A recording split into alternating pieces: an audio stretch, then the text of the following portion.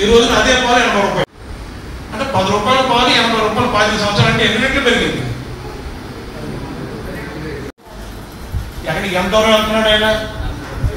ఎక్కడ ఉన్నాడంటే అక్కడ ఉంటాడు, ఆ సర్కిల్లోనే. మనం చేసే ప్రయత్నాలు అన్నీ కూడా మన జీవితాన్ని మెరుగైన జీవితం గడపడం కోసం, మన పిల్లలకు ఉన్నతమైన జీవన ప్రమాణాలు కల్పించడం కోసం మనం చేసే ప్రతి పని కూడా ఆ చట్టంలో అందరూ చేస్తున్న పనులు మనం అందరూ ఓడిపోతున్నాం.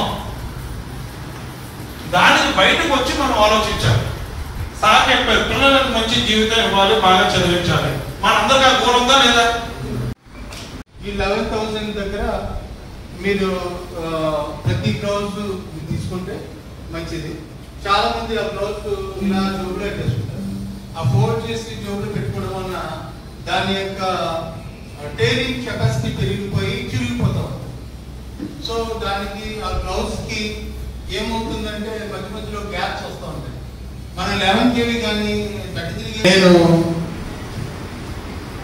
కంఫర్ట్ ఫ్యామిలీ అయినా మార్నింగ్ నుంచి మీకు ఫ్యామిలీ గారి ఆధ్వర్యంలో ఆల్రెడీ వేరే శాఖపట్టి మీద ట్రైనింగ్ ఇచ్చినట్టున్నారు. సేఫ్టీ మీద, సేవింగ్స్ మీద, ఇన్సూరెన్స్ మీద, ఇవన్నీ. గారు కె తిలకుమార్ గారు వచ్చారు. వారిని కూడా మరి మన క్లాస్ను ఉద్దేశించి 2 మాటలు మాట్లాడుతున్నారు.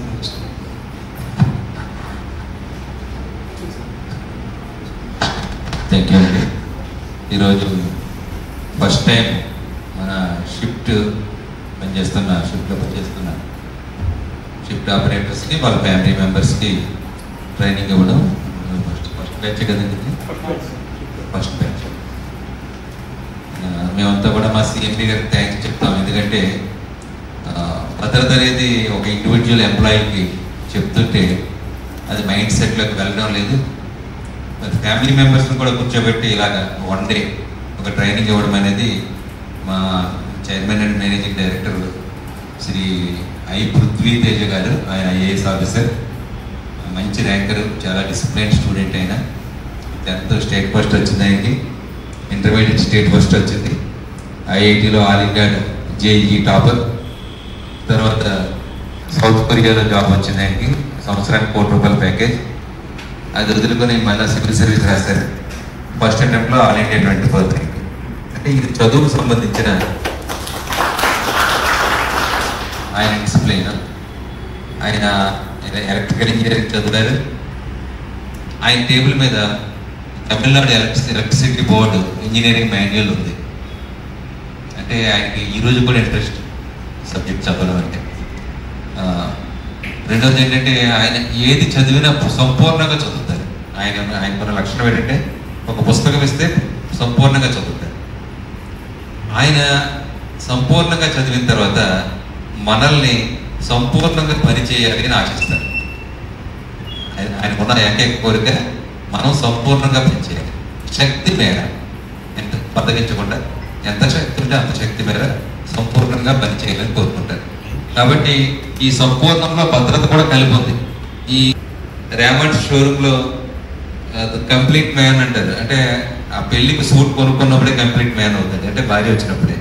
అలాగే ఇక్కడ మా ట్రైనింగ్ కూడా కంప్లీట్ ఎప్పుడు కంప్లీట్ అవుతుందంటే మీరు మీ యొక్క ఫ్యామిలీ మెంబర్స్, భార్య అవ్వచ్చు, ఫాదర్ అవ్వచ్చు, మదర్ అవ్వచ్చు, చిల్డ్రన్ అవ్వచ్చు, ఎవరో ఒక తోడు ఉండి, సో ఇచ్చిన ట్రైనింగ్ని ఇద్దరు కలిపి డిస్కస్ చేసుకుంటే అది ప్రతిరోజు మెమరైజ్ అయ్యి ఒక స్వీట్ మెమరీ లాగా ఉండి ఇంట్లో ఎప్పటికప్పుడు భద్రత గురించి మాట్లాడుకోవడానికి, లైఫ్ ప్లానింగ్ చేసుకోవడానికి. తర్వాత ఎందుకంటే ఒక స్టేజ్ వచ్చిన తర్వాత తల్లిదండ్రులు ఉండొచ్చు, ఉండకపోవచ్చు. ఎవరికైనా ఒక స్టేజ్కి వచ్చేటప్పుడు మన పెద్దవాళ్ళు అయ్యేటప్పటికి ఏమవుతుందంటే తల్లిదండ్రులు మనకన్నా పెద్దవాళ్ళు అయిపోతారు, అందుకని ఉండరు. కాబట్టి మనం కొంచెం పెద్ద ఎదిగిన తర్వాత మనకు చెప్పేవాళ్ళు ఉండవు. మనం కోల్పోయేది ఏంటంటే అడ్వైస్ కోల్పోతాం. కాబట్టి అలాంటి అడ్వైజెస్, ఎక్స్పీరియన్స్డ్ ఎక్స్పర్ట్స్ ఇలాంటి ట్రైనింగ్లో మీకు ఇచ్చే అవకాశం వస్తుంది. అలాంటి మంచి అవకాశాన్ని మన సీఎండీ గారు ఇచ్చారు మీ అందరికీ. తర్వాత సో అన్ని విషయాలు చెప్పారు, వాటిని చక్కగా పాటించండి. ఈరోజు నాకు ఇప్పుడు ఈరోజు మీకు ట్రైనింగ్ ఎంత స్వీట్, మీకు నచ్చిందా నచ్చలేదా? నచ్చితే ఒకసారి చేయొద్దండి, నచ్చని వాళ్ళు కూడా చేయొద్దండి, అందరికీ నచ్చింది. సో మీకు నచ్చిన విషయం ఈరోజు ట్రైనింగ్. అలాగే ఇప్పుడు నేను జస్ట్ నా యొక్క ఫైల్స్ తిరిగేస్తుంటే నాకు నచ్చిన విషయం ఒకటి దొరికింది. అదేంటంటే 2002 సంవత్సరంలో రాజమండ్రి టౌన్లో ఆంధ్రప్రదేశ్లో మొట్టమొదటిసారి మీ ఎగ్జిక్యూటివ్ ఇంజనీర్ సామ్యూల్ గారు, అప్పుడు అసిస్టెంట్ ఇంజనీర్, నేను అసిస్టెంట్ డివిజనల్ ఇంజనీర్, మేమిద్దరం కలిపి 28 రోజుల్లో వై జంక్షన్లో గోదావరి సబ్స్టేషన్ కట్టాం. ఆ సబ్స్టేషన్ స్టేట్ రికార్డ్ అది.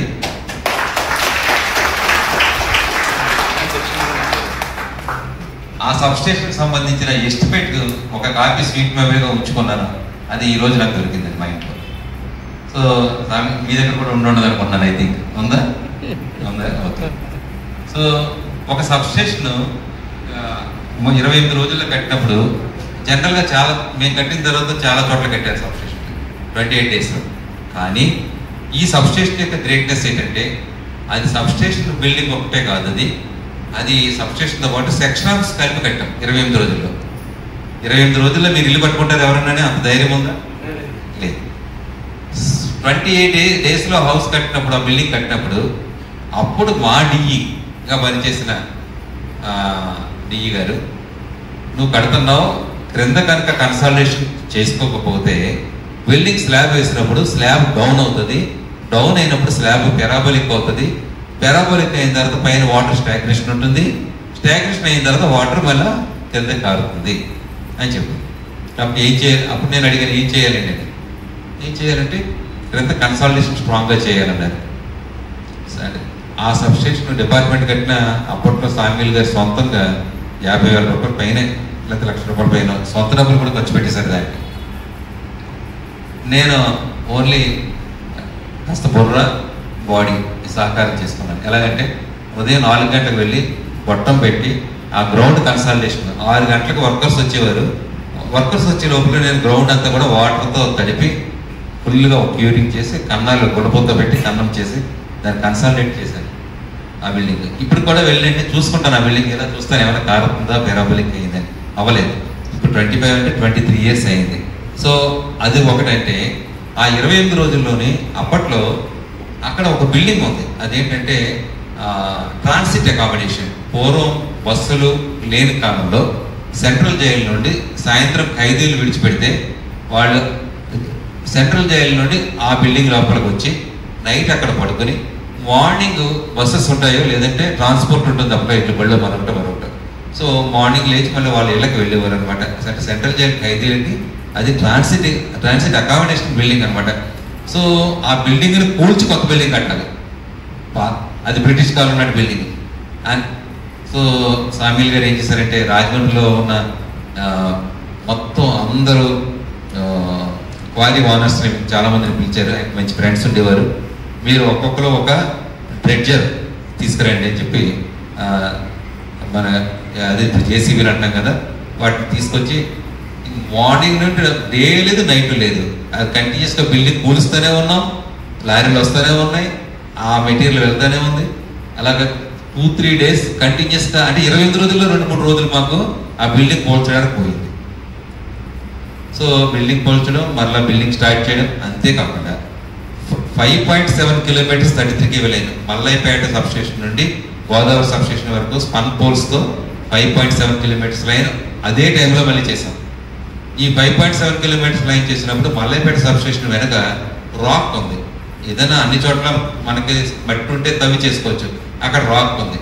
పోల్ నిలబెట్టాలి, రాక్ గుణపోతో తవ్వలేకపోతున్నాం. అక్కడ ఏం చేసామంటే డైనమైట్స్ తీసుకొచ్చి డైనమైట్స్తో పేల్చి రాక్ని తీసి పోల్ పెట్టి కాంక్రీట్ చేసాం. మధ్యలో చెరుకూరు వీర్రాజు గారి ఇల్లు, అలా ఊర్లో అత్యంత ధనవంతుల ఇల్లు హౌసెస్ ఉన్నాయి అక్కడ.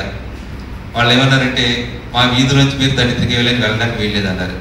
సో అప్పుడు మేము వెళ్ళి ఒకటే అన్నాం, చంద్రబాబు నాయుడు గారు ఓపెన్ చేయడానికి వస్తున్నారండి, మీ ఇష్టం ఆపిస్తే ఆపేయండి. సో వాళ్ళు చంద్రబాబు నాయుడు గారి పేరు చెప్పిన వెంటనే మీరు వేసుకుని లైన్ వేసుకుని వెళ్ళిపోండి అని చెప్పారు. అంటే certain strategy is required and certain hard work is required, certain planning is required, commitment is required, confidence is required. ఇన్ని రకాల కాంబినేషన్ ఉన్నప్పుడు ఒక సబ్స్టేషన్ని మనం ఒక 28 డేస్లో పట్టుకోగలిగాం. సో అది పుష్కరాలకి.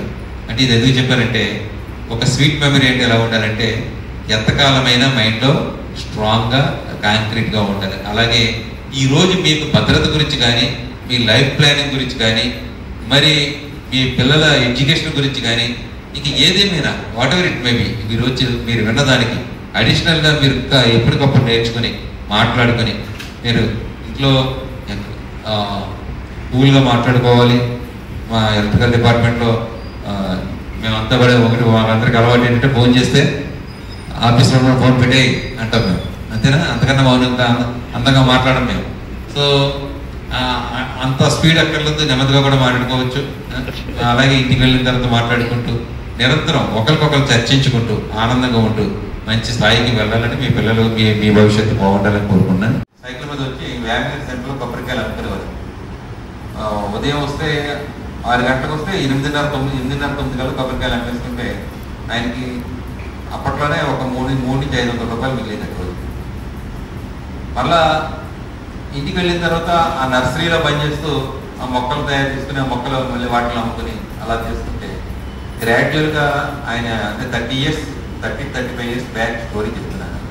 ఆయన దానిలో వచ్చినప్పుడు కొంచెంతో ఒక కుంచుడు అంటే 1 ఏకర్ అంటే ఒక 10 కుంచాలు కదా, ఒక కుంచుడు ల్యాండ్ కొనుక్కొని అలా మళ్ళీ ఎలా చేసుకుంటే మళ్ళీ 2 కొంచెం కొనుక్కొని 3 కొంచెం కొనుక్కొని ఈ రోజున అరౌండ్ 10-12 ఏకర్స్ ల్యాండ్ కొనుక్కున్నారు. ఇంకేమి ల్యాండ్ లాడ్ అండ్ ఆ ఊరు ఆయనకున్న మంచి ఆ యొక్క హార్డ్ వర్కింగ్ నేచర్కి ఆయన ఏమి పరపతి ఏమీ లేదు, హార్డ్ వర్క్ మంచితనం. ఆ ఊరు సర్పంచ్ అయిపోయింది. ఇప్పుడు ఆ ఊరు పెద్ద మనుషులు ఒకరే. ఓకే, సో మీరు ప్లాంట్గా కష్టపడండి తప్పితే మొండిగా తప్పగా కష్టపడకూడదు. రెండవది ఖర్చు కూడా ప్లాంట్గా చేసుకోవాలి. భార్యాభర్తలు ఇద్దరు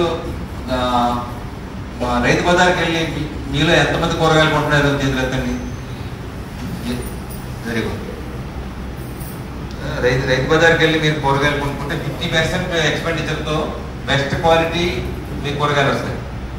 అంటే చూడడానికి బాగోవు. ఎందుకు బాగోవు అంటే రైతు బజార్లో క్యారెట్ భూమిలోంచి తీసిన క్యారెట్ అక్కడ అమ్ముతాడు. రిలయన్స్ షోరూంలో క్యారెట్ దాన్ని 10 సార్లు కడిగిన తర్వాత అమ్ముతాడు. ఈ 10 సార్లు కడిగినప్పుడు రిలయన్స్ షాప్లో క్యారెట్ పింక్ కలర్లో ఉంటుంది, రైతు బజార్లో క్యారెట్ మట్టి కలర్లో ఉంటుంది.